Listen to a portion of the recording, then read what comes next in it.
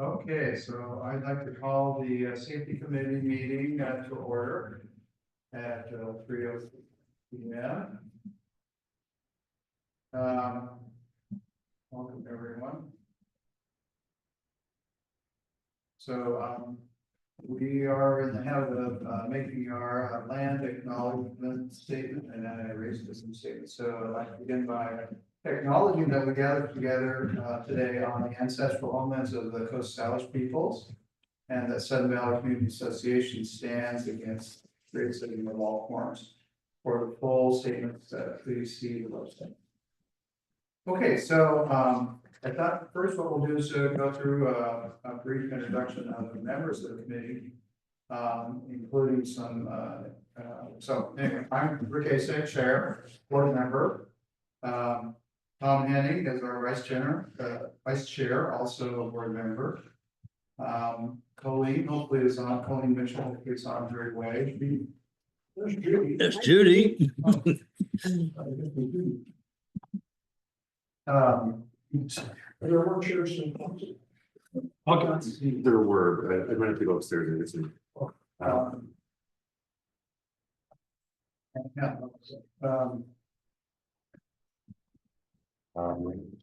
we have Wang, also a continuing safety committee member, and Judy White, also a continuing safety committee member. Davolio, you were on also towards the end. Yes, towards the end of the year. Yeah. Yes. Welcome back to all of you. Thank you again for signing up and being willing to serve. I think that the committee has a lot of important duties and obligations as charged in our charter. Hopefully you got copies of the charter that I sent to you. It's basically the same as last year. We also have today joining us Tom Fields, who's going to give us a first presentation later on another topic. So, any questions about the charter? It's pretty, we have. Thank you for sending it ahead. Sure. So, just to summarize, basically, we are charged with setting up events and programs for the community to educate and inform them on safety issues, to encourage involvement of community members, to recruit volunteers, to promote our events, to develop and submit articles about the safety activities going on for our newspaper, and to report regularly to the board on what we're doing and when we're going to be doing it. So again, welcome. You have anything you want to add, Tom? No, I got the wording page. Okay, perfect. So it's going to well, anyway. So today, what I'd like to do is have short little updates on what we did last year at the safety committee and what to do this year as a safety committee. And then towards the end, after those presentations, have a discussion on maybe some other things that we may want to consider. So if you're ready, should we possibly have Tom go first so he can then after? Whatever, I'm free all afternoon, so Okay. however you want to do Just don't want to waste your time. it. No, I'm gonna listen anyway, I was gonna stay anyway. So He's not here. were you planning on staying or not? I can stay, yeah. If you need to get on, we can certainly. No, I'll be glad to stay. Whenever you put me on or you want me to talk, let me know. Very fluid, so what we were gonna do is have Judy give a little summary, have Ed give a summary. And hopefully Kolleen give a summary of the activities that were done last year under Firewise, water safety, and school bus safety.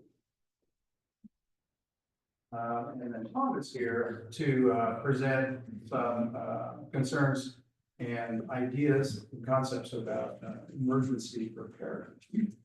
For that. So, yeah, if it's okay, maybe we'll start with Tom, and then, you know, he's a busy guy, and you're welcome to stay if you want, but understand the. Okay. We do have Colleen online here, so if Okay. she wants to speak up, that can happen on speaker. So Okay, I'm so delighted to meet you. okay, great. Your name keeps Thank coming. you. Oh, no. Can you text her and find out or did you send her a link or did? I put it on the website. Okay. Okay, so share that with another guest that she was going to invite. Welcome, Kolleen.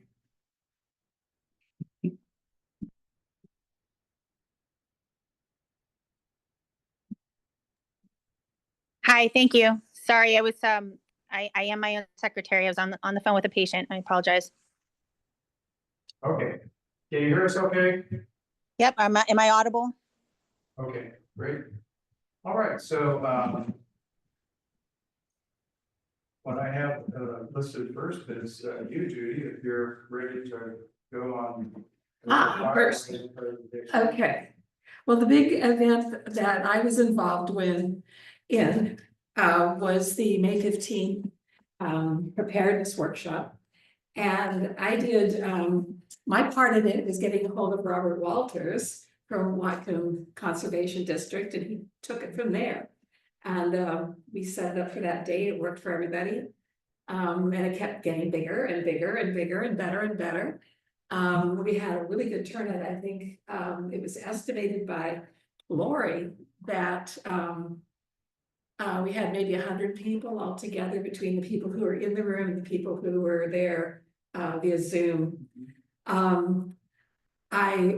I thought it went really well, but I'd give it a B because I think that a couple of the speakers weren't effective in the sense that they were hard to understand and hard to hear. And Robert took the main bunch of it when he had this amazing video about the effect of embers and what that could do. And people were really happy that they had a chance to see that. I think it made a big impression, and he had a lot to say and share. There were a couple of the speakers, each one had 5 or 6 minutes, and a couple of them I don't think I would want to hear from again because they were just not used to speaking in large groups, I don't think. Or sometimes when you get someone who's got 5 minutes to talk about what they do, they talk about the theory and the who pays them and all that stuff. People want to know the nitty-gritty of what it means to them, what can they do for me? And some of the speakers didn't talk on that. So I would, if I were to do it again, I would certainly hope that Robert could help us again and maybe show the same video again. But instead, I think that I would focus on more hands-on things that people can go home and start doing. And one thing that when I met with Mitch Knowles, our fire chief last year, briefly, I said, what are the top 3 things that you would like people to know? And the first thing on his list was go bags. First thing on his list. And I think that that is something we can present to the community that would be really useful and that people would turn out. I'm not sure that we would get a large group again because maybe people who are going to come to that already did it. And would they come back for the same thing? Probably not. So I think a topic of perhaps an hour and a half where the last 15 minutes was questions because Mitch and Robert got tons of questions. And I think people still had some when they were leaving. So I would suggest Robert back again if he can with his video and what he can share with us. And then perhaps Mitch Knowles for another nice chunk. And then maybe someone who's an expert in the go bag presentation can maybe bring one and show us what's in it and why and give handouts and lists of what to bring. And that I think is what I would do. The other issue that was a problem was that I didn't feel that, I'm hard of hearing, I've got hearing aids, but still, it's really a struggle. And I could only hear part of what was said in the meeting. I went back later and I still couldn't hear it in the video. It just wasn't. We were gonna use it to try to say to people, come watch our video. I'm sorry you missed it, but it really wasn't worth it. It was too hard to understand what was happening. Mhm. And so Robert had brought his technology. And it was brand new and totally high, upscale and it didn't work. And so he didn't have anything either. We were both so disappointed about that. So I would like to see something where that meeting could be saved and used and people can view it later and find it valuable. Yeah, so I think that Firewise presentation, and then I went back and looked at the video after kind of assigned the safety committee. Yeah. Yeah. Review it. And I guess maybe partly having been there, I could understand what. Yes. That's If you knew what people were saying, you could understand. Kind of, so, yeah. And there has been discussions at the board level about how can we get better sound system in a big room, and it's an old farm. It's not so for acoustics, and so, so it's a challenge. It is. The new gym is exploring that as well, so we're trying to, so that's a good point, make a note of that. Yeah, this new microphone works very, very well as well. Yes, Picks up in this size room, Ah, in this size room works really well, and we'll Yes. test it out, maybe. There's a newer, improved version that has a camera and microphone on it that we may be looking at, but, good point. Well done, I think, so does Colleen have a? Well, I was gonna say there's actually a Car Lemon in the chat. Is that that's somebody who? Colleen's guess. Okay, cool. Yeah. Yeah. Allow him to talk then. So any other comments or thoughts about how we might improve, enhance, repeat I think, we have good attendance, both in person and virtually. But there's always new people coming in. Some people just couldn't be here because they're out of town or whatever. So I don't think having an annual event is a bad thing. I don't know. I attended and thought that it was really valuable information. Judy and I have talked about it a little bit after the end.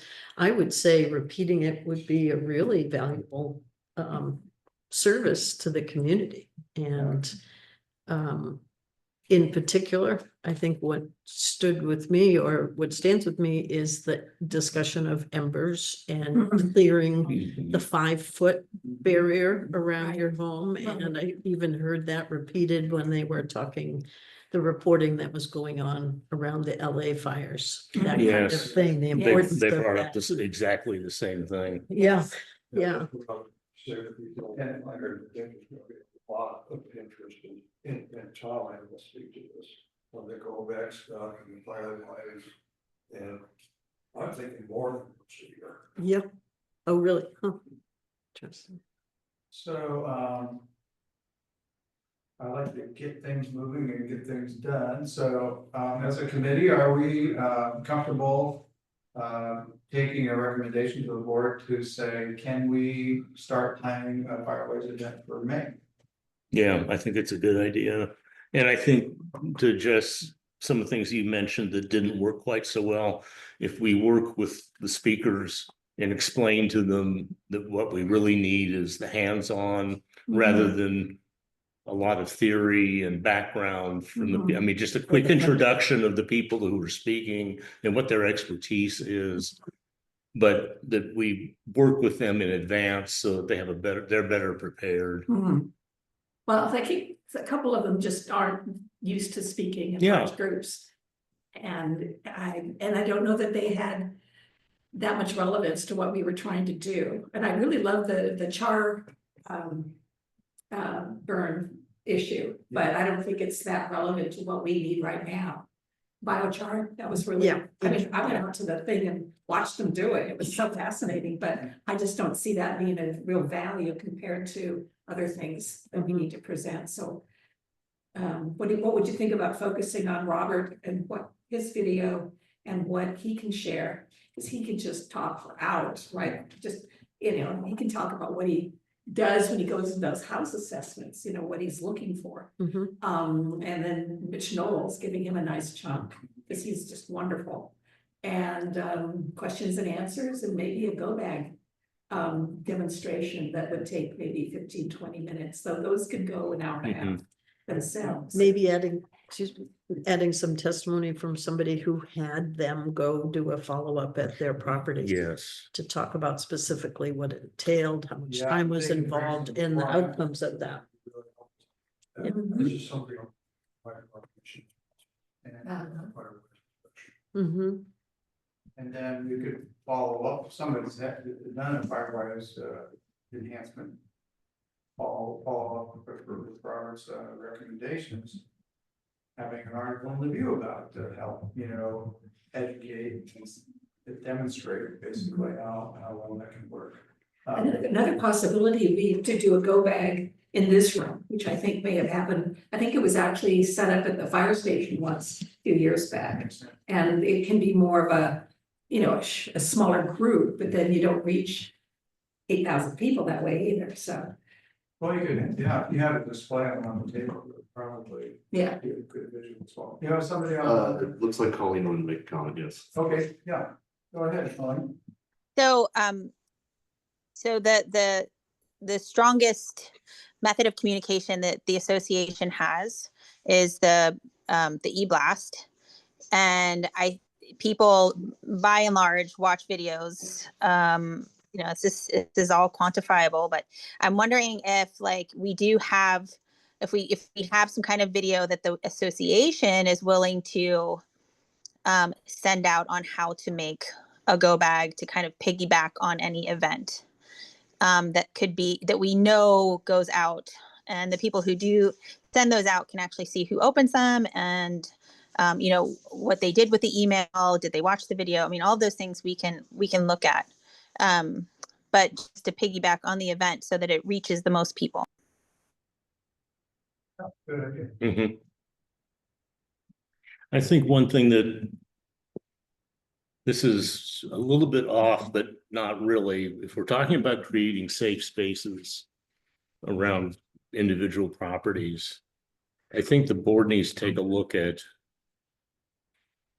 continuing the program on a regular basis of bringing the chipper in, because the people are actually going to start rooting out material. Like I've got a kind of a shaggy ornamental cedar that's right up against my house.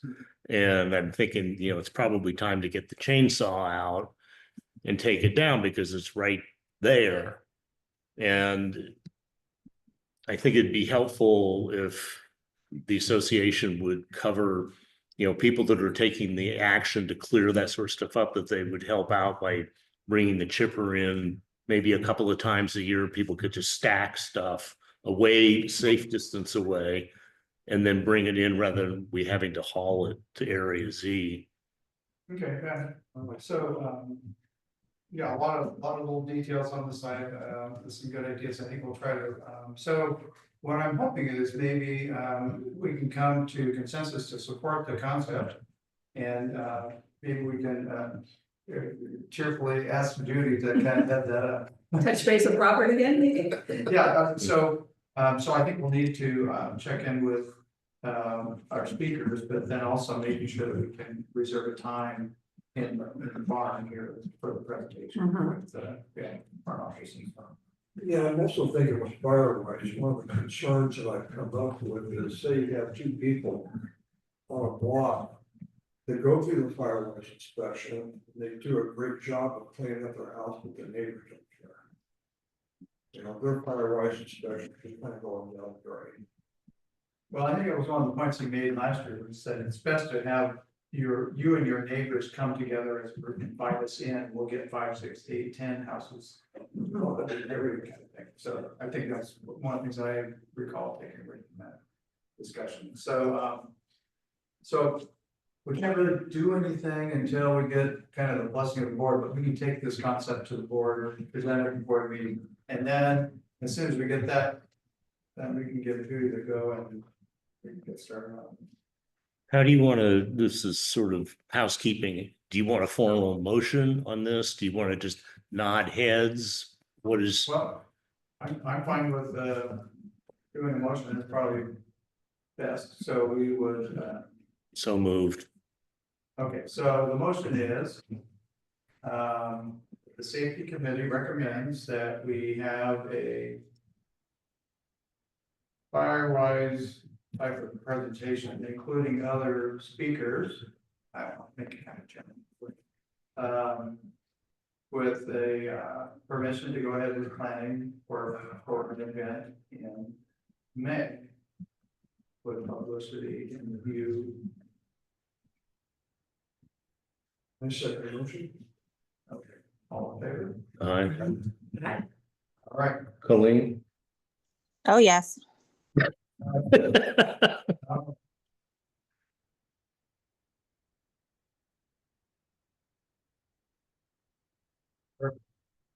Thank you very much. All right. So let's see. Next I have Ed on water safety. Okay, I'd go by Ted, Okay. but that's okay. It doesn't matter, but Okay, that's what it. All right, perfect. okay, sort of by way of background, I'm down at the marina area quite a bit in the warmer months of the year. And even sometimes this time of year, because I've got a couple dogs, I use the dog park quite a bit. But during the summer, one of the things that always the reason I'm down there is because I teach kayaking. And I'm out on the water a lot. And one of the things that has been concerning me ever since I moved here is the number of people that go out of Sun Valley in all kinds of watercraft and they're not wearing life jackets or they're not dressed appropriately. And anybody who is taking a dip in Lake Whatcom knows that even the summer, the water's pretty darn cold. Now, high summer, shallow water, it's, pretty temperate. But if you get a high wind, the lake is deep enough and it churns up that bottom water and it's achingly cold. State law requires all people to have a life jacket available. Does not require them to wear them unless you're below a certain age, but you have to have it. And I see people out all the time that don't even have it. They're dressed in cotton t-shirts and blue jeans. And it's not a safe thing to do. The worst offenders are the paddleboarders. And they seem to think that they don't need that, and the law is specific. Paddleboarders also have to have a life jacket. And it has to be on their boat if they're not wearing it. Now, some of them use an inflatable, and that meets the criteria, although it's a inflatable life jacket will keep you afloat, but as some rescue people I've heard stories from say, it makes body recovery easier because they're floating. But a regular traditional life jacket helps insulate you from the cold. So it increases the amount of time that if you're immersed in cold water and you can't get back in your boat or back on your board, that you can hang in there longer and hopefully somebody will come help you. Mm-hmm. Now, several years ago, I took it upon myself and I just called the sheriff's department. And I asked them, I never see the sheriff's boat at this end of the lake. They're always up at Blue Del Donovan. And they told me at that time that they do police it down there when they're there. But I can't remember the last 2 or 3 years that I've ever seen the sheriff's boat actually working this end of the lake. Well, we were out there. Okay. So, I, and we had just moved in Mhm. and, we're out there floating around. We were unaware we did an AIS, invasive species inspection and all that kind of stuff. Oh, yeah, okay, well. So we heard it, and they were very nice about it and educational, informational, but I can attest that they were at the end of the lake. okay. So you're talking inflatable life, it's not an inflatable kayak. Inflatable life vest. Yeah. If there's a good life, there's one plenty face up in the water too. Yes. Good, yeah. Yeah. Anyway, last year, what I decided to do was to do some investigating because I know that the Department of Natural Resources has a life jacket loaner program. I was thinking in terms of we do one of our own, but it turns out that the state would be more than happy to provide the life jackets if Sudden Valley would put up some sort of a structure where the vests could be hung up. It's a on your honor system. Check them out, check them back in. They would provide them. If things go missing, they'll replace them. I don't think there's any reason why we, though I have probably half a dozen vests that I've accumulated over the years that I'd be willing to donate to the cause, but the official ones are stamped and everything. And I took pictures of the facility that's at Wildcat Cove down on the bay. Now it's a pretty imposing structure. It doesn't have to be anything, basically just some sort of support thing with probably a little bit of a roof to keep rain from just falling directly on them and some signage. And I think it would be most appropriate at the marina. Long term, I think that would be the goal to get started. Long term, I think it would be useful to have them at AM/PM Beach as well. But I think just to get the ball rolling, I think having one at the marina would make the most sense. Now it's going to take the discussions we had with the committee last year, the sense was that there are probably enough people in the valley that we could get some donated labor to put it up. And there would be an outlay. Somebody would need to draw up some plans and figure out what the lumber costs would be and that sort of thing. But I would really like to see that happen. Thank you, Ted, for bringing that up again. I know it kind of fell flat at the last presentation, but it's such a no-brainer. It's no cost to us. You've already found the resources. We know what happened was there was the GM decided that it wasn't, she said that, oh, they'll probably just throw the vests in the lake. Like that was the comment and it was dismissed. So I'm glad that you're bringing it up again. It's kind of like, why would we not do this when we have these resources? So thank you. It was also a little bit late in the year, like midsummer, I think, when we had the discussion, and this would be a good time to start planning on that. Now, there was some discussion that I don't think it was going to be a formal budget request for this year's budget, but the sense was that some probably recreation funds or something might be found. I wouldn't think that the lumber costs would be exorbitant, but lumber's not cheap. I want to apologize yet. But like I said, and I've got pictures and I made a rough drawing and I can forward the photographs to everybody so you can kind of see what that one down there looks like. It's a pretty big structure and it's designed so that they have like a big map of the bay area on one side, which we wouldn't need because we have one on the building down there. But just this one side where you could hang, and they've got some really nice hooks to hang several life jackets on them. So for the size of the marina that we have and other boats, and of course you got your kayaks and paddleboards that are also encumbering the area. And not all of them from Southern Valley, coming from around, right? Well, it's public. My point is, well, how many life jackets do you think is appropriate for the size of the beach? I think the DNR folks would help with that. Okay. I think probably somewhere in the neighborhood of probably a dozen because you need sizes. Yeah. Right. I mean, it's not like we have to have a closet full of the things. No, it's really not. And the way their structure is designed, I think it's about maybe 6 or 7 feet long, high enough that the roof covers it. And the hooks are big enough that, as I recall, there were probably 3 or 4 vests on each hook. So it doesn't eat up a large amount of space. It needs to be positioned so that it's really obvious. Right. so that, you know, people will see it if they're, you know, coming to use the ramp or if they're going to use the hand launch vehicle, and then some signage attached to it, so to let people know these are here for your safety. Please use them. Please return them when you're done.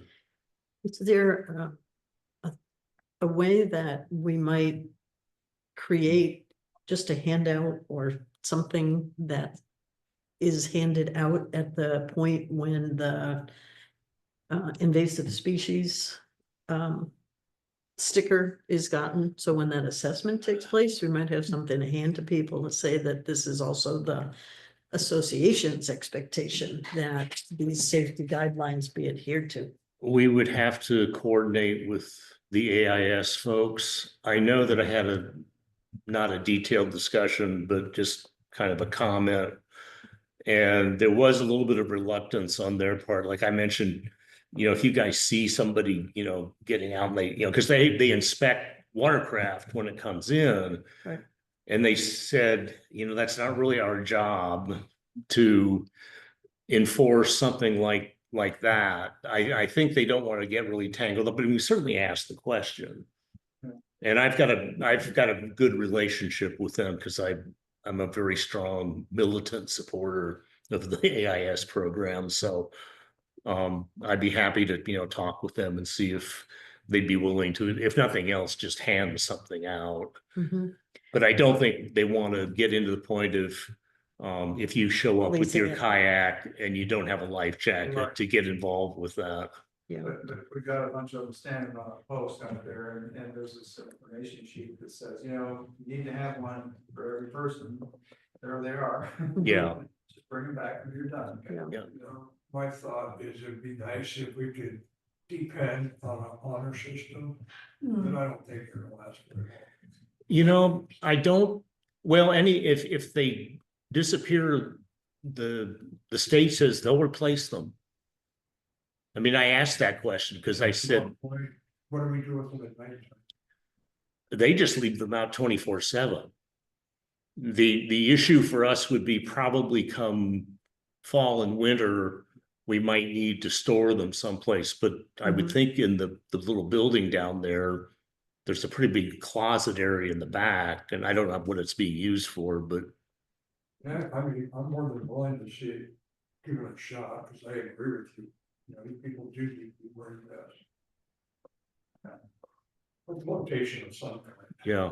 The old water ski belts would be better than nothing. Another place that a small information piece could be included is in the rental information for the storage racks. That the association has the expectation that state guidelines are adhered to in terms of you wearing. Yeah, I agree, signing right now is a long time. Yeah. So it sounds like we need to come up with a design for the stand of some sort. Determine roughly how many we need to request, I guess, if we get to that point. I'm still thinking in the plan stage. I can consult with the DNR folks. I mean, they offered, they said, have any questions? They're very interested in doing this. It's not just that we're putting an extra job on them. They want to see it happen because they know what's going on. Yeah. And their opinion is the more of these we can get all over the state, the better. They're putting them in at river launch sites and things like that. So They got the statistics. I served for about a few years back. I got asked to serve on the statewide water safety sort of citizens board. And we had a number, I think we met once a quarter for about a year and a half. And our focus was on boating accidents and fatalities and dealing very much with this whole business that people go into the waters in the state and they're not prepared. I mean, if you're running rivers, it's glacial melt, it's ice cold water shock, and hypothermia is not the key issue. It's cold water shock. And that's the thing that we need to drive home, particularly with the paddle boarders, because they say, well, I don't need it because I can get back on my board. It's that falling in will do it regardless of whether you can get back in or not. Mhm. And that's a whole educational thing Mhm. that, I wrote one article for the Views last year. You can certainly tweak and do something else Mhm. again if seems to be appropriate. Yeah, so are you comfortable kind of researching more of that? And bringing Yeah. something back to the committee, and I think, next meeting should be soon enough before the warm weather season. Yeah, there it is. Good, Judy, thank you. That we get ahead of the ball, so to speak, so, that would be great. Yeah, no, I'll be happy to do that. Super. It's kind of my area, so. I picked up on that watching a couple of your videos. Oh. Uh-oh. That's a good thing. Yeah, absolutely. Thank you for doing that. Absolutely. Well, if you want to see the really scary video, it's on my website. Go look up the cold water boot camp video. The US Coast Guard a few years ago put this out. They took a bunch of volunteers, in other words, cadets. And I think they were up on Lake Erie, but wintertime, they had them just wearing like cotton sweatpants, sweatshirts, no life jackets, and they made them jump off a boat into over their head water. Look at their faces when they hit the surface. Every one of them is like this. I'm That's- so sorry to interrupt. We have I just for sake, we have a guest from Washington State, Target Zero he has to leave shortly. So I do not mean to interrupt, and I am very sorry, but in order to hear from him, we're going to have to get started soon because he's going to have to jump off. Motion. Sure.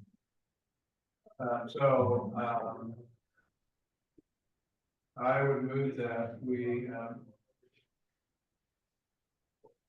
have had to develop and bring back a proposal in terms of water safety, specifically in regards to DNR furnished life jackets and displace system and proposed science. Bring that back to the committee. And we can kind of maybe, if we need to tweak it a little bit, and then take that to the board for whatever necessary support.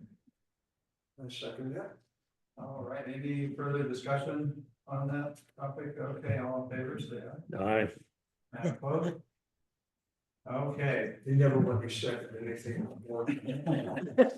So you like to, huh? Okay, Colleen. Come on. Thank you. I'm so sorry. I want to honor the time that that Carr Lanham of Washington State Target Zero, who has come to other previous board meetings discussing traffic safety, particularly around bus stops with Sudden Valley, and he had asked to join the call today because this is his expertise, and then he and I had a call earlier today with Cindy Dennis of Bellingham School District Transportation Office. Carr, I know you have to go. Did you want to start and then I can wrap up?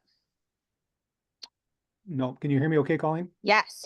Okay. No, why don't you go ahead and present your idea, Okay. and then I Yep. can follow up. Wonderful. Okay.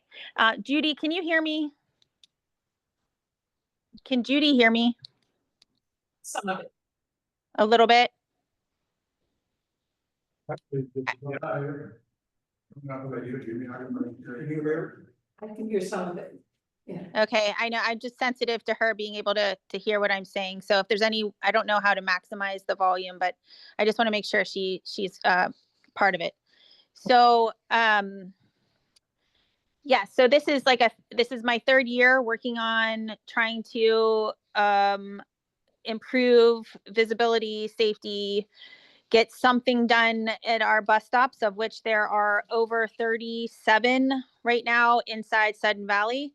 But in order to have actionable items, as I've learned on various committees with Sudden Valley, I'm going to start small And so we were talking with Cindy Dennis about like what are some actionable, tangible items we could start with if we go to the largest bus stops, which what we were talking about was gate 9, and that's Polo Park at Lake Louise. We're talking about gate 5 to some extent at Lake Louise, and then gate 1. I'm taking gate 2 off there because WTA and Sudden Valley are already working on a newer 88. There's already something happening at that corner. So in terms of school bus safety, it's gate 1, gate 5, and gate 9. When we asked her what she thought, because it's a traffic safety in Sudden Valley is a vast topic. And in terms of school bus safety, like what is the most important? And she said, our drivers have trouble seeing the bus stops, right? So visibility is key to, first and foremost, the most important thing to focus on. And so at those gate entrances, visibility. So that is going to be my focus, my push, my inquiry is that we, investigate, because there are power sources at each of those locations. What does that look like? And she had mentioned that other bus stops in other places have timers on their beacons. So this isn't something that's on all day, but it is timers are set for those school hours where our most vulnerable children are going out at the earliest hours, which are the darkest for a good part of the year. And we are just so dark that every day I'm out there with my lit vest, making sure people can cross the street, because it's very, very hard to see these kids. And it is also, people are not following the stop signs. We are, even discussing what's going on within Sudden Valley. That's a whole nother topic. But if we can talk small actionable items like gate visibility. So there is a light across the street, for example, at gate 9, but it is not enough to illuminate where the children are standing. It is very, very dark. Similarly, there's a shelter at gate 5, but that shelter is not anywhere near any meaningful light. And Carr had he'll be able to clarify, because we wanted to get information as to where the gate 1 children are loading from, if they're loading from Lake Whatcom, or if the bus is loading into that ride and park area. Like, where exactly is the bus loading from? What kind of lighting's already there? It's in proximity to the firehouse, but that doesn't mean that it's well lit. So the ask of the Bellingham School District, if this is Sudden Valley property, what's one thing we could do? And that would be to, make it visible. Okay, so if I'm understanding what you're saying, Colleen, the request is for better lighting at the bus stops and some sort of a beacon, so it's like a blinking light or rotating blinking light, or? Yeah, so there's very standard lights, like you'll see like near bus stops, right? They're just that kind of blinking yellow, and those are on timers. So for example, when you're coming up the hill on Cable Street, there's a, and if it's between 7:30 and 8 o'clock, that's going to be blinking at 20-mile-an-hour sign, right? So something like that. It would just be between this hour and this hour, something that's kind of flashing that alerts, like it's basically like awareness. Drivers like remember, like, oh yeah, it's school hour, like there are kids going to cross, there's, and the problem is often at the gates, like you have kids, gate 9, you have older children taking the public transportation. So they are just running across the street because there is no crosswalk, there is no light there. That's similar to, you'll see kids crossing gate 3 to gate 1, right? Or just pedestrians in general. So if we were to just choose the high, like where the most children are, that are the most at-risk areas. Those are the three. So yes, so like some kind of flashing light on a timer, any amount of illumination otherwise that we can work on feasibly at those locations, which moving forward will continue to be bus stops. Okay, so, I'm glad that you were able to kind of focus on the smaller bite than all 27 bus stops, but, in looking at the bus stop, map, that I was able to access from Bellingham Public Schools, it looked like several of those bus stops were like 3 or 4 or 5 clustered together, different age groups, different buses, and that sort of thing. Would you be willing to, do a little fact finding, or maybe Carr has this information in terms of what sort of costs we're looking at in these types of lights. The other part that I wanted to get to first was, though, as the ages of the children change and the families within Sudden Valley, my understanding is those bus stops can actually change or move. But maybe these are large enough that they aren't subject to so much movement, just because they're more centralized and. That's correct. And we also have permanent structures there. So each of these has permanent structure. So it's not going anywhere. There's not going to be any risk of like, not investing wisely in that area. Each of those has a shelter. It's established bus stop. They're all in proximity to WTA routes, which, on a larger scale, we're looking at also just humans, right, who cross and live. And so these kinds of things, for the microcosm of the, we're looking at school age children, but also like the gate 5, if you pass by gate 5, there's a structure. Gate 9, there's a structure. Gate 1, there's a bus stop. A shelter. So yes, I think within Sudden Valley, yes, the bus stops can shift. But we have a growing young demographic. There are lots of young families. So even though, yes, there are people aging out, we are continuing to cycle varying age groups. So I don't think this is a poor way to consider spending funds. Right. So back to my original question, I guess, would you be able to gather information on the cost for the lights and for the beacons and bring that back to the committee for consideration? Sure. Yeah, I think between Carr and I and I, what this there are other the county, the city, what are they using? I'm sure we can find someone to put us on to like where they buy those, how they're installed, what types of lights they are. Probably the best example might be what's in the vicinity of the Geneva Elementary School, Right. That we all see as we go Yeah. up and down, and Thinking about it, need to know the power requirements. Right. Hmm. Yeah, specs for the wiring. I was gonna say, Carr may know this, I'm not sure where you're placing the lights. But if they're gonna be close to where the bus stops on county roads, the county's gonna have to permit those lights to be put in there. Oh, yeah.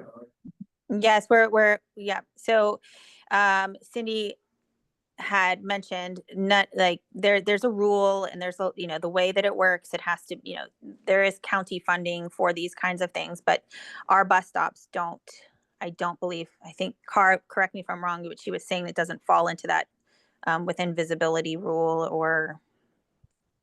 That's correct. They look at the visibility as cars approach that intersection, and there's a distance, what they have a calculated formula on how that works. Yes.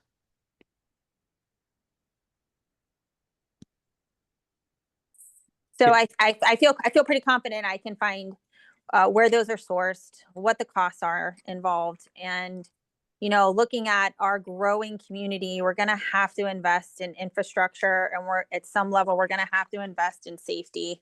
And I feel like I can't imagine any better investment than protecting our most vulnerable. And yeah. So Colleen, can I say some things here? Yes, please. Okay, so can everybody hear me okay? Yes, Okay, very good.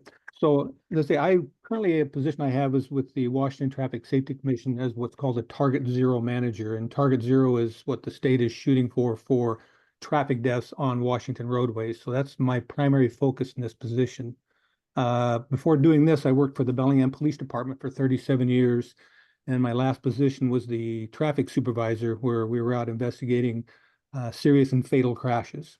So I have a passion for trying to make our roads as safe as possible.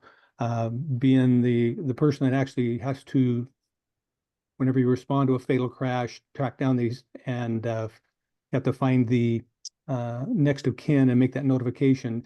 It's very undesirable. So if we can do some things that will make our roads safe, that would be great. We approach it from three angles: enforcement, education, and engineering. I've already been working with the Whatcom County Sheriff's Office Traffic Division, Sergeant Tony Paz. He's very aware of the speeds on there, and where he can get his officers out there working speed enforcement, he does. I've been working with education pieces with Kolleen. We've been putting out signs, of course, to hopefully get people to do voluntary compliance with the speed. And also, of course, your social media to try to get to everybody's homes. And then the last piece is the engineering. And that's where we sat down this morning and talked with Cindy Dennis, who has a great concern for bus stop safety. And this is where she has identified the biggest help to make sure those kids are safe is by doing a couple of these things, adding lighting, adding some beacons, especially when it comes time to picking up the kids. So that's kind of the background on where we're at this point, and to give you guys some background on that. So I appreciate your guys' willingness to do this, because I think it's a benefit to the youth of your community. So. Is there any state funding available or grants? Not for infrastructure. I have funding for actually enforcement, which we actually try to do as speed as best we can, but I don't have it for engineering. Enforcement, so that would be the county? Right. The state has DUI enforcement, we have speed enforcement, and we have distracted driving. And we have certain times of the year we emphasize those particular areas, and I provide overtime money for the sheriff's office and the Bellingham Police Department in our region to do those things. Wonderful. I've definitely seen more presence in the past couple of weeks. So I don't know if this is your time frame, but I've definitely seen a lot more presence. Yeah. That would be a welcome change. I haven't seen a sheriff out here in 2 years I've been. All Well, right. thank you, Car. I know you have to jump off. Is there anything that you think would be important to share other than what you already have, which is invaluable? No, I think it's that. I think what you've done a great job of covering things, Colleen. And then if the board or the committee would like to ask me to come back for more questions and answer them, I'd be happy to come back. Wonderful. Thank you so much for your time. Okay, and thank the committee for your time. I appreciate it. Thank Thanks. you, Gar. Bye. Okay, any other questions for Kolleen or? I'm just curious, as the security, Sun Valley Security have any role in bus stop safety or? No. It has not. I would say no. I don't know what to do. Is that out of the question? There's only one officer. Oh, okay. There's one, yeah, we have one security officer on duty 24/7. So there's always somebody here, but it's a one somebody. Okay. And, I didn't realize it was that limited. yeah, I know there seem to be a lot of that's my vehicles. understanding. No, there's one. I mean, we could have a deterrent vehicle. I mean, sometimes they show up and their presence might be a deterrent or something, right? But you know, that is not, I don't believe, in their charge or their contract, and they have no power to enforce. So it's kind of a, yeah, it's a strange thing. I appreciate clarification. Okay, thanks a lot, Colleen. Thank you. I look forward to hearing back from you on what you find out. All right, so next on the agenda, I have Tom. Tom is retired officially from a paid job as fire chief out here, 14 some years. Now working as a volunteer with, emergency emergency communications. I think. Yeah. Okay, as Rick said, my name is Tom Fields. I have lived in Sudden Valley since 1987. So I know the community very well. I can support what Ted says. One, I took a class from him, and two, I live on the lake. And I've seen the sheriff just about at least once a weekend. When they're out, I saw them a lot this summer. So, what I'm gonna take the next 10-15 minutes to talk about is emergency preparedness planning. Most of you are aware there, I know Ted is. We had an emergency preparedness planning committee that worked pretty hard. And for Sudden Valley, and for various reasons, the work that we've done has not been accepted. There is a emergency preparedness policy book, if that's the right way. Rick has a copy of it. I was one of the authors of it. Well, I'm not going to tell you how far back it was, because then you know how old I am. I think the last revision on that manual was 2016. I do have a hard copy. Tammy has a copy. Rick has a copy now. And if you need a digital copy, I'll send it to you. Okay, yeah, that'd be great. Yeah. I was your fire chief here for about 14 years. I've jotted some notes down here. Firewise was a very good program, it still is. Jenny Cole was our connection to Firewise, and she connected us with, and I'm sorry, I can't remember the name of the resort community. It's on up in Easton, Easton, Washington, when you're going east on I-90. On the lake there, they have done an extremely considerable work in Firewise planning, and they have Firewise safety manuals, and I'm not sure who your contact would be on that. I'll have to look that up. It's been a while, but they've done a lot of work. When you talk about Firewise here, I would like you to think about maybe expanding your Firewise to a community, an actual safety fair, where you add other safety ideas. We did that here. I know of at least 3 or 4 safety fairs we did, and we acquired grant money, and we gave away go bags.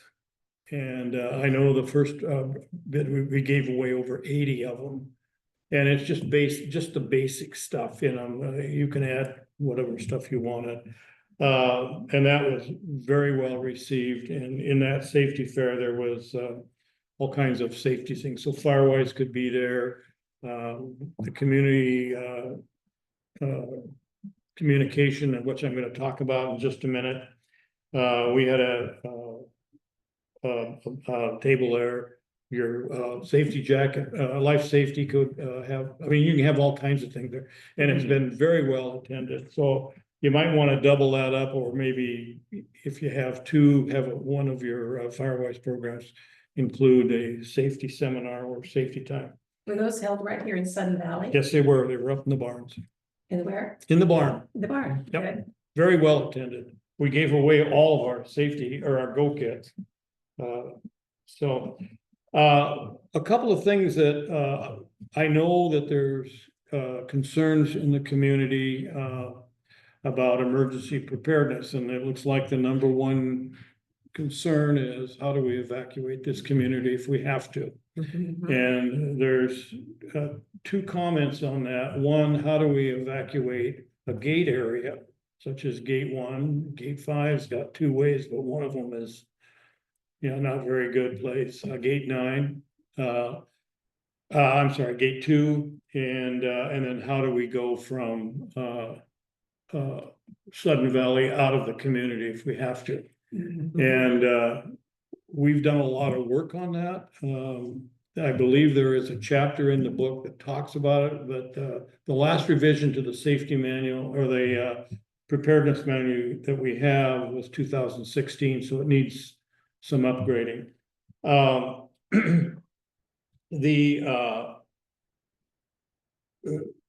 forgot what I was gonna say. We also, there is been some work done on other emergency preparedness planning, and fire was one of them. And that's why the Firewise program actually got started, I believe, with the group that we were with. But we run into things that we need to consider when you do that. One of them is we're in the watershed, and the county has some pretty strict constraints on what you can do as far as taking trees down, or they're pretty good about brush, but if you have to take trees down, it gets to be one of our biggest concerns is how do we mitigate or how do we prepare for a wildland fire in Sudden Valley? And one of the members of the committee, previous committee, did a significant amount of analysis of fuels. And he came up with some ideas, but you run into where's the funding come from, and who's going to, how do you deal with a homeowner? And I heard it said earlier, well, I'm not going to take you're not going to cut my trees down, or you're not going to take this brush away from my house. And that's an issue that I don't know how you deal with. We never got that far. So the other thing that I wanted to bring up to you that I think that it would be a good idea, and I am not a committee member. I met with Rick and Tom yesterday, and my role right now is I'm titled Emergency Coordinator / Radio Officer for Whatcom County. And we have what we call the Whatcom County Sheriff's Office Auxiliary Communications Service. And I am the leader of that. And it's mainly ham operators that in time of a major emergency, we're going to be facilitating communications between units in the field, requests for supplies, services, all kinds of stuff. I could be here for an hour talking about that. And Sudden Valley is pretty good about that. I'm also president of the Sudden Valley Amateur Radio Club, of which we have 22 members.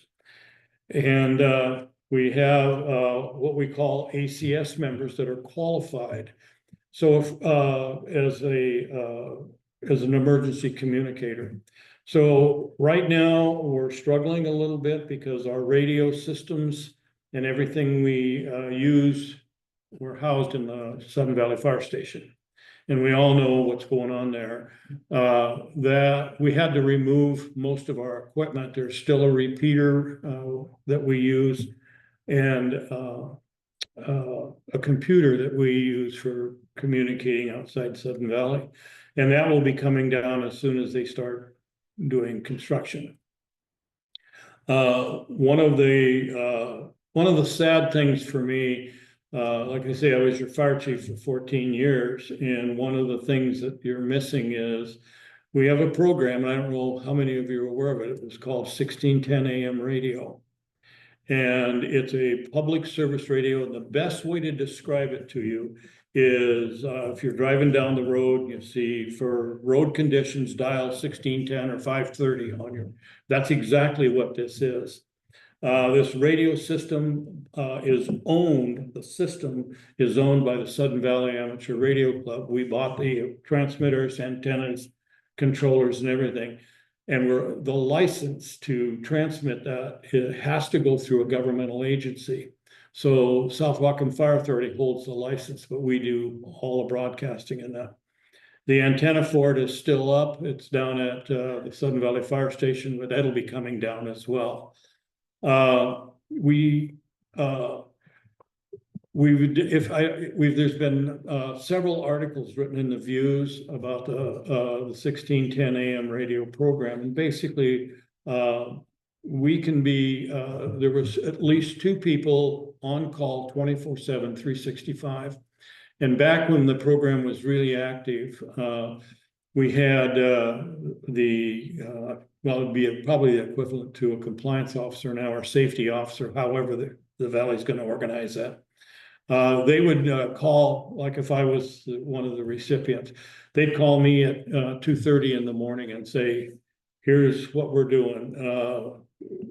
The Lake Welcome Boulevard hasn't been plowed yet. The schools are on snow routes, yada, yada, yada, all this information.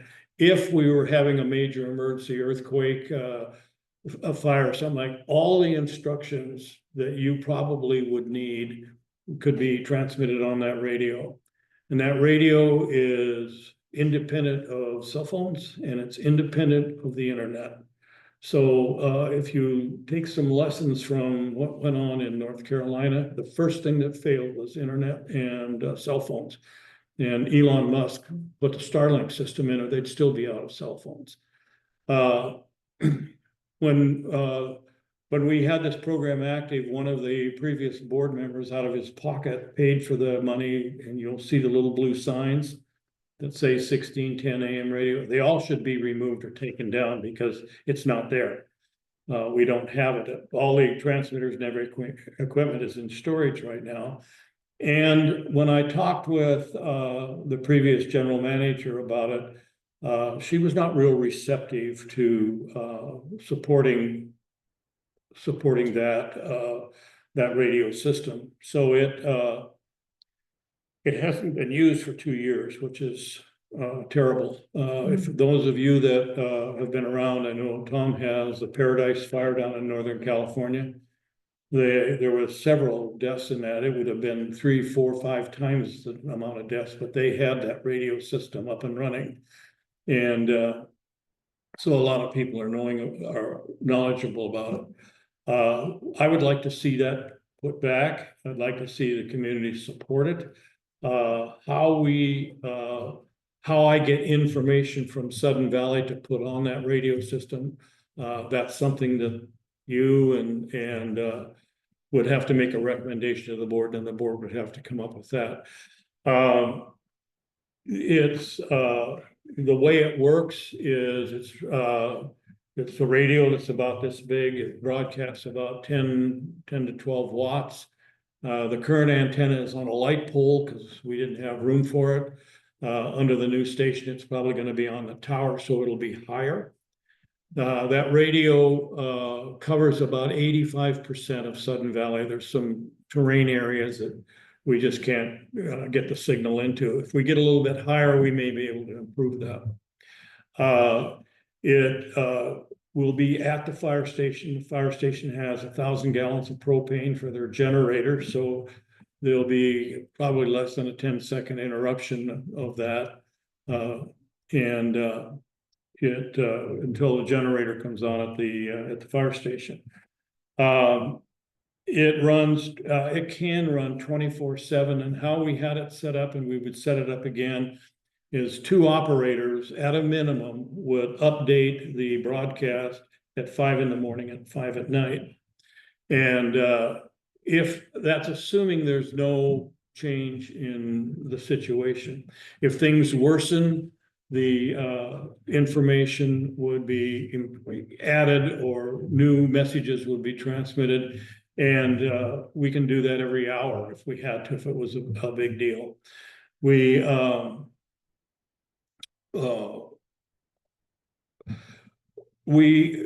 don't have to be at the fire station. It works remotely.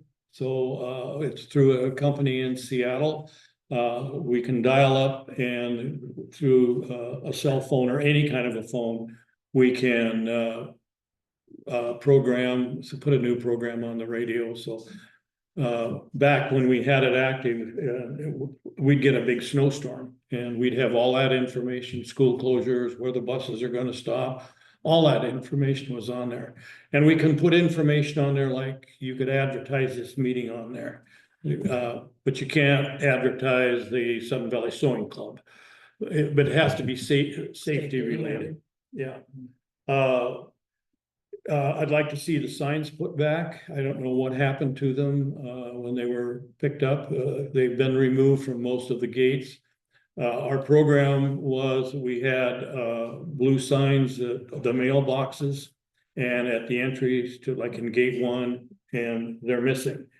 I don't know what happened to them. Sign for, It says, 1610 AM radio, it's monitor, you know. so currently, until they're back up, they should be down, but Yes. when we get the system up and running, they should go. Yeah, if, there's no sense in putting the system up if the community is not gonna support it, because where do we get our information? Right. I don't have a contact, and the previous general manager said we don't have anybody that can provide that information to you. You said earlier that, cell phones and internet are very susceptible to disasters. But then you said you could remotely program a message with a cell phone, so. how does Well, that work? We can, but if in the snowstorms, you don't know how, and cell phone problems and phone problems, you don't know how many trips I've walked from my house up to the fire station, because we can program it right on site if we have to. The fire station's always open, and we have access to that. We have codes so that we can get in. The new fire station design is gonna, the front of the fire station is going to be strictly to accommodate communications. We'll have the radio there, we'll have our repeaters there, we'll have our transmitters there, and we are equipped to we can talk to anybody in the county. And we're also will be assisting the chief if for some reason it's a big earthquake and the 911 comm center goes down, we could still dispatch for the fire department from the station. Along with that, any questions about the AM radio system? I can feed you all kinds of documentary or documentation of how successful it is in keeping your community safe. So actually, maybe like to try to wrap up. So can you kind of narrow down what your ask or request is for the safety committee to take to the board? Well, number one is I talked to you about, I think this committee needs to be a standing committee, not an ad hoc committee. And you need I've lived here for a long time, and you need a bylaws change to make it a standing committee, because what we don't want is to put all this program together and have a major board change a year and a half from now, and all the work you've done is for naught. We have a history of that already.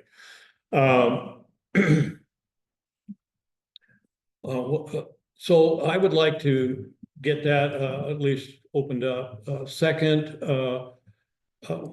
this is very expensive equipment, and it's very sophisticated, and it's sitting shut down because we don't have any way of getting the information from Sudden Valley. So how they do that, I don't know, whether it's a security officer calls us, or we had looked at training the security officers to enter the information themselves, and that didn't go well. So that's just one thing that we need to do. I think the community, from a safety standpoint, needs to put some emphasis on emergency preparedness. When you look at the recent LA fires, we are sitting exactly to have the same thing happen to us. We can't get 400 or 500 cars or 1,000 cars or whatever it is out of here. There's only two ways out of Sudden Valley, down to Alger or into Bellingham. And we haven't, we were beginning to work with on your evacuation plan. There's been no coordination with the city of Bellingham, so you dump 4,000 cars into the city. How are they going to manage that? And if whatever is stopping us from going into the city and we have to go south, I can't imagine putting 4,000 cars down towards Alger on the old road. And then there's been no coordination or discussion with the Skagit County Sheriff as well. At least, I don't think from the county sheriff's office here. I don't know if the county sheriff's ever said anything, because I think the county sheriff hasn't thought about it. What else? Yeah, Yeah, I was thinking about this yesterday afternoon, and I don't know what the possibility could possibly be, but could we ask the board for temporary space in the Welcome Center until the fire station's ready? yeah, I'd have to look at that. We'd have to go in and see, we gotta put an antenna somewhere. And if that antenna isn't as higher than it is now, we're not gonna cover very much of Sudden Valley from that location. I don't know, we'd have to test it and see. I'm certainly in support of it. We got some empty space in the clubhouse. I don't know where you're putting an antenna there. Well, you gotta remember, if you put it in, you talked about the basement, or where the offices previously were. You've gotta run significant runs of coaxial cable to get to the antenna. And that can get real expensive real fast. Some of the coaxial cable is we use LMR 400 and it's pretty expensive cable. But we'll take a look at anything, you know, we'll be glad to work on that. Some of us have cable that we'll probably be willing to donate on an interim basis. We may be able to strip the cable out of the Sudden Valley Fire Station and use that. Well, yeah, they're gonna tear it all out and they're gonna replace it all with newer and even more expensive cable than we've got. So there's a few things. What else did we talk about? Help me out here. I just want to say that this is an extraordinary, thank you for bringing this to the committee, and that like this is an extraordinary opportunity for Sudden Valley to place infrastructure. We have very talented, skilled, educated individuals who know how to do these operations, who understand the depths, who already have the networking within the entities, like within the fire department, within Whatcom County, right? Like you have these individuals. It would be a great loss to not fully embrace this communication system in whatever ways we can, because it's not a matter of like, will there be a disaster? It's more like when. I've only been here 5 years and there have been numerous times where there could have been better communication and neighbors needed neighbors and there was no cell phone. We had brownouts, floods, fire down the road. I mean, all kinds of things where communication was lacking. And this 1610 radio is just an invaluable tool that I am hoping that the board and the GM fully embraces and supports. Thank you. That's encouraging. However, the 1610 AM radio, I need to come back and make sure you all are understand this. The radio is owned by the Sudden Valley Amateur Radio Club. We actually bought and paid for it. The license to operate this radio is owned by South Whatcom Fire Authority. Whatcom County has nothing to do with any of this. They can't regulate us. If anything is regulated, it's the Federal Communications Commission. But so Whatcom County can't say yes or no. They won't even know about it. We don't have to deal with them. I remember when this was up and running previously. Very effective. It is. It's extremely effective, especially if we're trying to evacuate the community. You can say, you know, all the people in gate 9 go this way, all the people in gate 2 go this way. The messages, I think they're run about 6 minutes, so you can get a lot of information out, and it's on a tape, so it just keeps repeating itself. Was it operating when the fire down the southern part of the? No. Was not that? No. It has not operated since the previous general manager took that position. What's the expectation on when it will be up and running? I mean, you can lay the groundwork, but when do you think it's going to be possible? That depends on when we get a new fire station. The fire station, and that's a Chief Knowles topic of discussion. I believe the architectural drawings are completed. I believe they are, if not, they're very close to begin the permitting process. And I don't know how Whatcom County is going to deal with that. To me, that should be critical priority. And I don't know if you could have influence on that or not. I think you could. So, but for that step to occur, the bill's gotta be done. We're looking at the end of 26, the second. Pretty half of close. 26, right? So if we want to do something in the interim, it'll have to be maybe looking at some of the space that we have and looking at the feasibility of where would we put an antenna and how much cable would we need? Would we be able to, so just a what if? Okay, we find a space that could work out in the clouds. We find a place where we could put up the antenna. We gather up some cable. Is it feasible for the Ham Radio Club to loan that equipment? And will the license for the fire station allow us to operate it on our property? It doesn't have to be a property. Okay. And would we loan it to you? No. Would we put it up for you and operate it for you? Absolutely.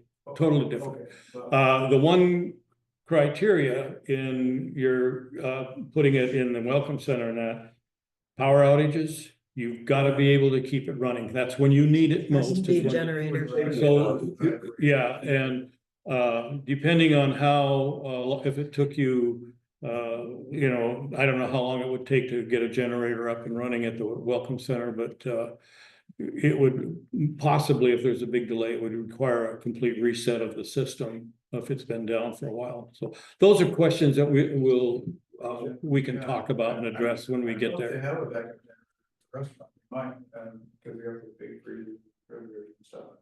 I don't think they I've do. never seen, Yeah, I don't know. we're probably pretty good. Does, Yeah.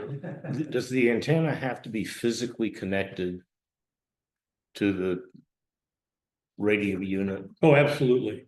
There's no way it could Bluetooth. Bluetooth No. it or microwave it or some way so that it could be, I mean, I know nothing about this, but we have a great big huge antenna up on the mountain over here. We cannot get on that. You can't get on. No. No, that, That's too bad. it is too bad because we'd put a repeater up there in a Yeah. heartbeat.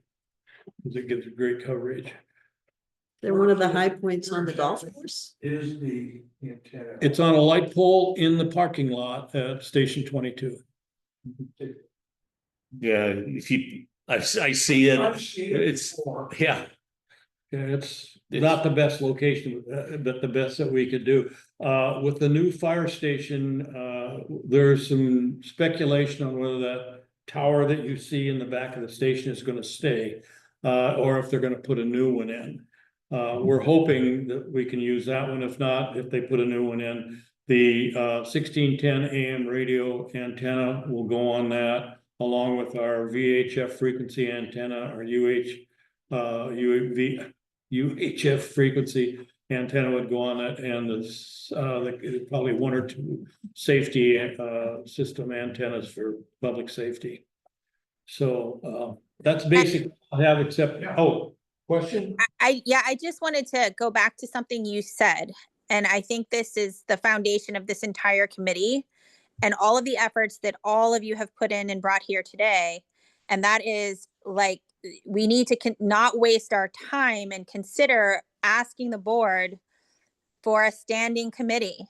In 2025, we need a standing safety committee, as you mentioned, and because all of this work and effort could be completely lost. And I have, in the short time I've lived here and the committees I've served on, lots of committees that there was changeover, and then all the work led to no actionable, meaningful change when the board changed. And so I second that. And if there's any way that this committee can be the committee that puts forth that, there is no question I can get that the community would support a standing safety committee. Doesn't the bylaw change require a vote of the membership? Oh, yeah, it would It require. can't be just the board action. It has Well, to- that's right. Well, let's put it on. In a heartbeat. We just have to develop a bylaws. It would pass in a amendment Oh, process. sure. Yeah. There was a plan to tie it in with the last election in November, and then it all Yeah, went away. Don't know what happened. But that was sort of the idea that that would have been done in the AGM as part of that. Well, I wanna close by stressing my importance of the work that has been done. I'm sorry, is Colleen? Yeah. Yeah, what Colleen is saying, it's a tragedy. We've lost a lot of it. I have a lot of notes and minutes yet, but a lot of that work has been lost. Yes. And we need to open up or start again and get this planning done, because like yesterday, I'm not gonna throw Tom under the bus, but I will. He said, well, you know, if worse comes to worse, I just go down to the lake because I'd be safe in the lake. And I'll bet you 80% of the people living in Sudden Valley say, well, if we have a fire, I'll go down to the lake. And yeah, you will. You won't burn up, but you're gonna suffocate from the smoke. And they don't think about that. They think, oh, the lake's the safest place to be. Yeah. And what we need to do is we need to have a very good program and plan on how to get out of here if we have to. anybody come watch the fires on Maui, heard what happened to the people that went down to the water. Yeah, And the quickness, you know, and you brought that to my We attention when we Yeah. met last spring, just within minutes. And again, down in LA, not having any time to do, yeah. All right, thank you very much. Tom. Yeah, Appreciate my it. pleasure. Thank you, Tom. We Thank you. will Get on that. We have, in my sense, we've got a couple of missions. One is we got plenty of time to get things going in the new Packard Fire Station for 1610. We'll have to explore maybe some transitional 1610 broadcast capabilities. I'm not gonna hold my breath on that one, but it doesn't hurt to look. And we'll maybe be pounding on your door for some assistance. oh, please do, please do. Technical aspects of what they can work. And then, you know, we can start building a bylaws amendment or, bylaws amendment in terms of making the safety committee a permanent thing. We can do a lot of legwork now, just have to be ready to go in October, and then we have to give notice for bylaw changes that were voted on in at the annual meeting. There are, And then along with that, kind of revitalizing our emergency preparedness, especially with emphasis on evacuation plan initially. I think that's the biggest concern for most people that I've heard comments from. Not to say there aren't other issues as well.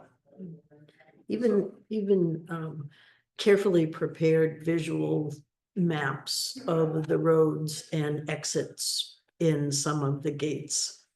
When panic prevails, then logic goes out the door as well. But every household having a map of So- evacuation routes and such would be So a there's only two, like Tom's saying, but the thing is, there will be scenarios where one of those routes may not be. Exactly. So Yeah. I'm a little Yeah. leery of putting up signs because. No, I'm talking about like the gates, like in 9 and 13 and places like that. You can so easily drive around in circles and not Oh, even I- be able to get to oh, I the see. exit. So something like that, but a lot of large developments or large associations, a part of the closings or a part of the annual communication is just reinforcing. You could also do what they do for tsunamis. Yeah, You have a fire evacuation route, and Right, that would be much better than something in a map in your house, not because right, you sure. probably get tossed anyway after you. If I understood you correctly yesterday, the Sun Valley has to be very careful about what we do about evacuation routes. Because it's actually controlled by Washington County Yes, and we can't interfere with their. But we can. we can coordinate with them though. Hey, Absolutely.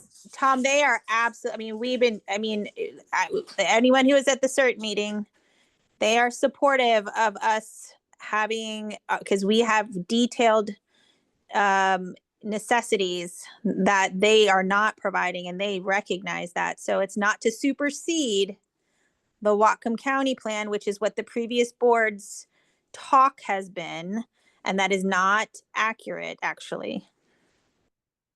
What meeting are you referring to? The CERT Can meeting? I jump in on that one, Colleen? Yes, please. Sir, you guys, you're sitting with a group of people ready to go. Spring loaded, ready to go to start working on helping your community during a major emergency, and it's called CERT. And it's CERT, all capitals, and it's Community Emergency Response Teams. And it's a training, I think it was 8 or 10 classes that you take.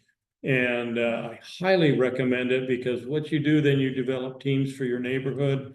And it's much like the old family emergency preparedness planning and evacuation. This goes back into the early 1990s, and we actually did drills, and all of that work is gone. But we did it was neighborhood preparedness, is what they called it then. And we also had what we called a beacon program. And the beacon program is very similar to what Portland, Oregon had or has. Ours went by the wayside as well. So other questions, anything? If Rick has my business card, and so does Tom. If you come up and you want to call me and talk to me about it, especially with the communications and our capabilities and what we're going to provide, just give me a call. I'm retired, so. I'm wondering if anywhere in Sudden Valley there is a generator as part of the HOA property. Does the dance barn have one? Do you know? Does the You don't want me to answer that? Does the library? Does the South Whatcom County Not that Library I'm- have one? Sudden Valley has one somewhere, because it was purchased for the Gate 1 guard shack. Because that used to be where when we had the full security program here, better than it is now. And they were always sitting out there, and when the power went out in the dark, and we actually complained about it, and they bought a generator, but I don't know what happened to it. It was never installed or put up. Well, in Gate 1. wherever we can find that generator and put it might be a good place to. Well, Yeah. that kind Use of it. that kind of leads me to another question for Tom, because Tom and I go back Yes, we do. on the safety stuff for a few years now. We had discussions that at one point Sudden Valley had equipment that seems to have disappeared. Remember, we were talking about that, and somebody was going to go try to find it.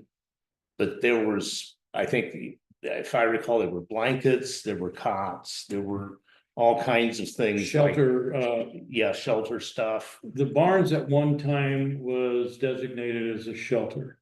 And what happened to the equipment in there, I don't know. I don't know whether it was given back to Whatcom County. I know that one of the programs in that, the computer was stolen, or not the computer, the printer was stolen, and it was stored in the barns. So, and that was the volunteer, oh God, help me out here.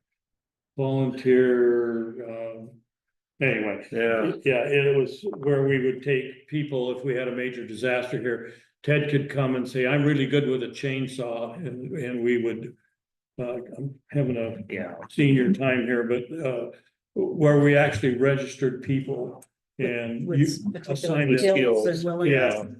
Yeah. That's the only place it could be is bar 6 or 8. The generator, I'm sure it's at maintenance somewhere, or it's probably We can been. find that too.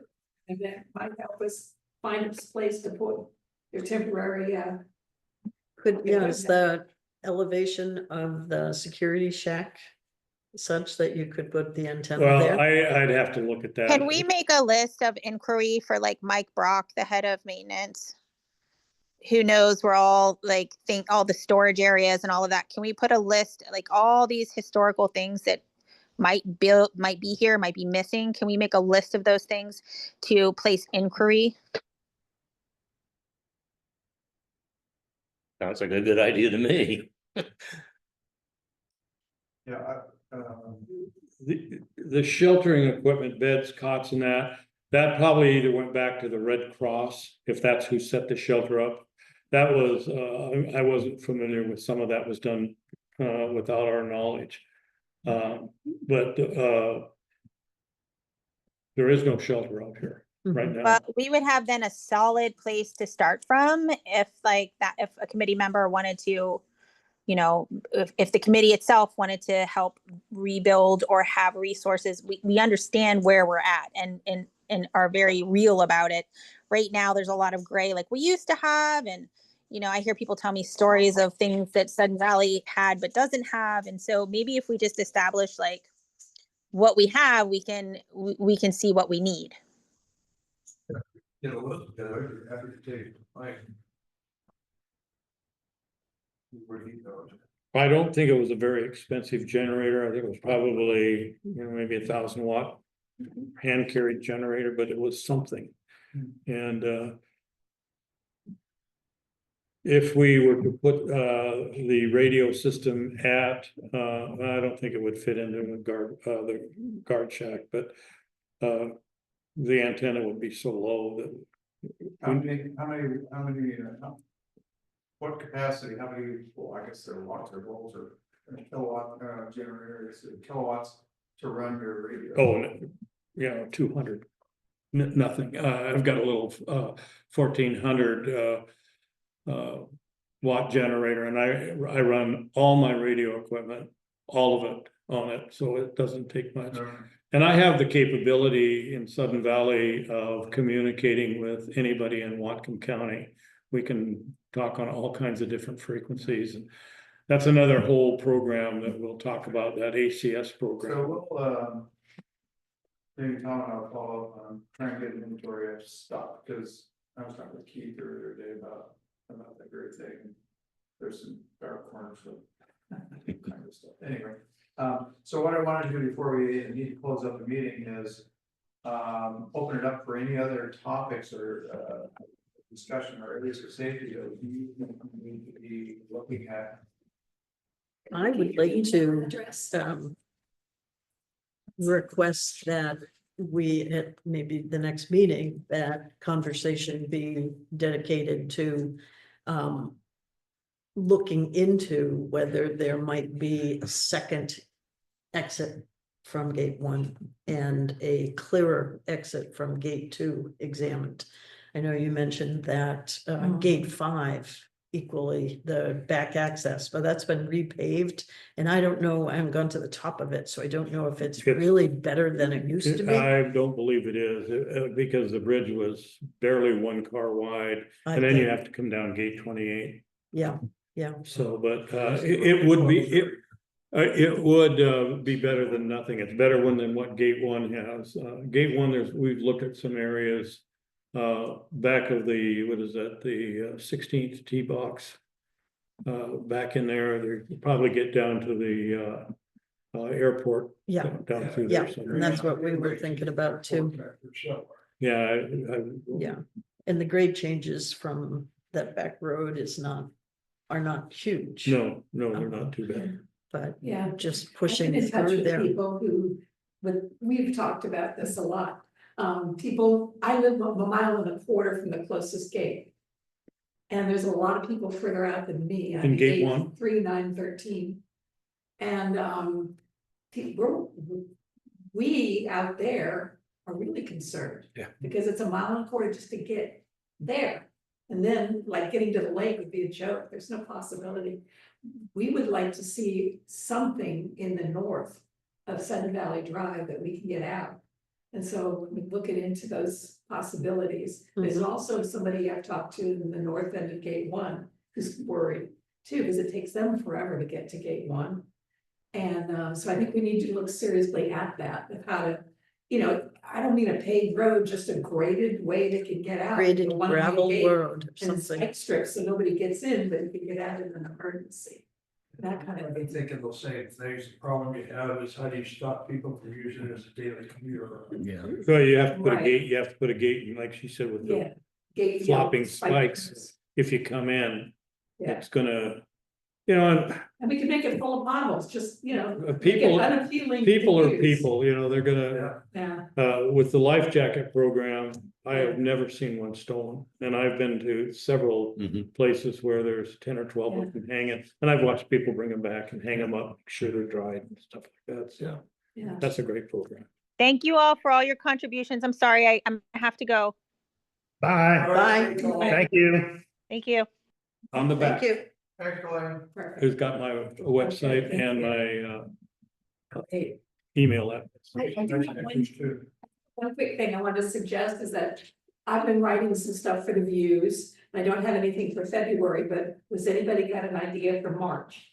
That you can put something together that we can get in, you need to keep using that media to get out to people. The last thing I did was this 10 things you can do right now toward making your home safer. Well, I have 2 going on for another 10, so I need 8 more ideas if anybody wants to suggest 8 things or 5 things or 1 more thing to add to things we can do right now in the cold weather that will get us better off when it gets hot. Well, I'm thinking actually that would be great if we have an idea that we could actually share that was actionable, but I think it's also important to share what the committee is looking at and is planning to do this year. So having a summary article, kind of an overview article of what we talked about today and sharing that, and it kind of leads in then to any of the follow-up articles that come down the pike that we can refer to. So I don't know.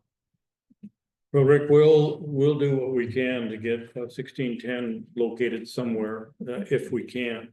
But I can't overemphasize, and I'm gonna get Ted to agree with me, you have got to get this committee being a standing committee. Yeah, Because we well, lost a We ton can't do of that work. until November. I know, but at least we can get, yeah. Yeah, just share one more bit of information. Last year there was Robert from Firewise told me about a DNR grant that I think was up to $4,000 available for any kind of thing that was helpful for safety of our community related to, it was DNR, so it was DNR-ish stuff. So I got the form, I wrote the grant, I gave it to Joanne. We had to come up with some sort of resale ID or some tax ID or something. We had to be in the process of applying for it, which is just a formality, right? And I said, here's what we're gonna write for is the cost of taking down 1 or more trees near an exit or a major road, getting to an exit to make it safer. Or something that's not on private property, just the HOA property, and has already been designated as hazardous.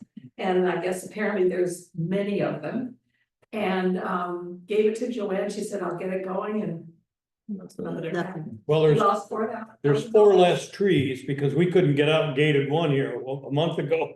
They all came down, right? But we never got, we just. Yeah, that and But they we blocked the lost fire station. $4,000. And is it okay if I look and see if they had more money this year? And if so, are we willing to come up with a quick idea of something we can do with it? That, Yeah, I'll have to look You know. at what the parameters Yeah. allow us to. to find out what, Yeah. and it's very, very flexible what we can use it for. But I think it has to be foresty stuff, Yeah, you know, like, they would pay for taking down trees. Mhm. But it's only $4,000, so anyway, I'll look into it, I'll see if there's money still available this year. Yeah, okay. Would it pay for a perennial wood chipping operation Yeah, to clear, not only take trees down, but to help yeah, residents Clear with our clear, brush, make things more. yeah, yeah. I think there's some sort of They'd be all over deadline that. where Hmm? you've got like, All over that. yeah. you have to apply for it by a certain time, and then you have to have whatever you were gonna do done by another certain Yeah. time and prove you've done it. Yeah. So then you get the money. So it's an after the fact thing, yeah. I'll look into it, Yeah, so we find out. that'd be great. Okay. So what was that through DNR? Through DNR, and I have the contact info, so I'll get in touch and see if there's a chance. Maybe too late this year, I don't know, we could look for next year. But that's again, the idea of being an ongoing committee, not starting from scratch every year. Yeah. We keep it going. Okay, so, last thing would be, how do you prefer to meet? In person or on Zoom? What makes it easier for? In person, as far as I hate Zoom. Ah, I think in person is fine. I think that's the optimal way. I'm really not a fan of Zoom unless it's a method. I mean, I understand it during COVID, but yeah, I'm still struggling with hearing, when anybody was speaking, I don't even know who the guy was. Who was that? I didn't get it Carl either. Lanham, Carr, or Karrlam. He used to be a Bellingham police officer. Yeah, he's with the state, helping, spread the word about making streets safe, targeting no pedestrian deaths. Ah, okay. Basically, target zero. Mhm. I'm fine with in person as long as they don't go to that technique. Afternoons. Okay, so that's the second part of the question is, what time and, is best? This is as good as any for me. Yeah, same here. Yeah, if there was a chance of doing it a little bit earlier, maybe starting at 2 or 2:30. Rick, do you have a method for community members to provide input to you? We haven't, I know this is your first meeting, so. right, so we just set up such a system for our long range planning committee, where we have an email address and, we certainly could do that, I think, if that's, the desired committee. Well, I'm just thinking that input, if you're gonna meet earlier on a Thursday midday. A lot of our homeowners are either working or Sure. not available. Right. Well, okay, you were talking about, If they want. committee participation. Yeah, if they wanted to In- attend any of the in committee meetings. moment. So we set up something where actually they could email, after viewing a meeting or after seeing an agenda or. To participate in that way. Well, so that might be something to include in an article, ask for input. Send it to us. I think it's always easier for people to remember something on the hour instead of on a half hour. Yeah, So Yeah. we move it to 2, we move it to 5, I don't know, yeah. but Just Thursday's my date night, so I don't want to give that up. Oh, would it be once a month or twice a month? well, that's, That's next on the agenda. I think right now, probably once a month. What do you think? Do we want to do twice just for the next couple of months to get rolling faster? Well, I'm gonna be out of town for 2 weeks, starting the middle of February. I'm taking my vacation. So I'll be and I will be completely out of touch, so. I'm gonna be You're gonna forget your phone. Kayaking across to the horizon. kayaking with whales and Oh, stuff like fun. that. Oh, man. You want me to help? I do have a heavy bag you can carry. I'll be glad to carry it. And build the structure on the hooks. Yeah. To put your heavy bag on. Uh-huh. I go down about once a year. I love it down there. So we've decided on what, once a month then? Yeah, let's see what The end of the month is best for me from my work. The beginning is pretty horrible, the last 2 weeks are better. And this time is perfect. I'm pretty flexible. Yeah, I'm pretty flexible too. I If am it's too. just once a month, I So, will do whatever. Yeah, it's the second and fourth Thursday. So maybe like the third Thursday at 2. Okay. Or we can leave it at 3 if you want. I really, it was just a suggestion, but it doesn't, Well, it's not a deal Only breaker. got 2 weeks. Date night, yeah. Find it for you. No, I, Third Wednesday at 2 is fine with me. We've only got 2 board meetings left until time change. so. You do have the board meeting issues, yeah, you don't want it, you don't want it the same day as board meetings, do you? No, didn't I say Wednesday? Oh, Ah. Wednesday, anytime would be fine for me. Fine.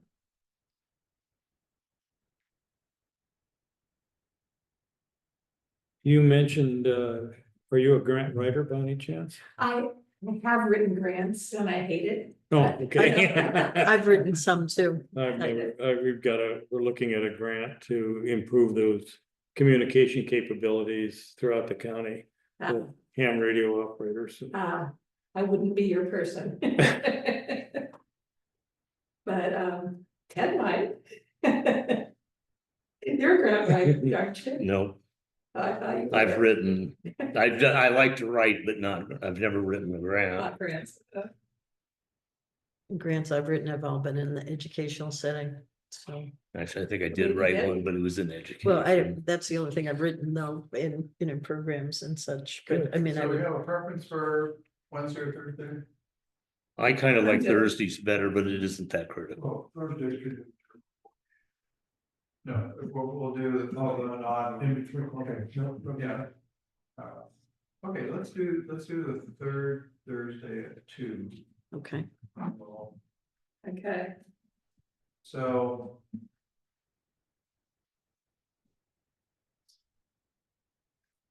Just out of curiosity, Colleen, is she also the on the 20th? board or is she just? She's on the, no, she's just on the state. Okay. committee. He was on the last year. I never met her. Who's that? Colleen? Ah. So, she's got energy. yeah. So we're talking So let's- February 20th, February 20th. then. 3, We'll do 2. 2? Yeah. February 20th is here, okay. Okay, I won't be here, but I will, before I leave, I think I'll just send it to you and you can Okay. forward it to everybody. Sure. I'll send you the pictures and a couple of notes about the business for the life jackets. And that sort of thing, and then you can distribute it to everybody Perfect. else. Glad to do that. Thanks for doing that. Sure. All right, anything else for?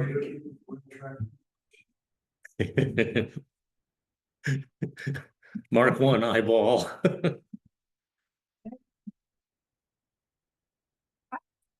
You off to a good start? Yeah. Yeah. You all for Feels like coming. a great start. And meeting adjourned. Thank you. It-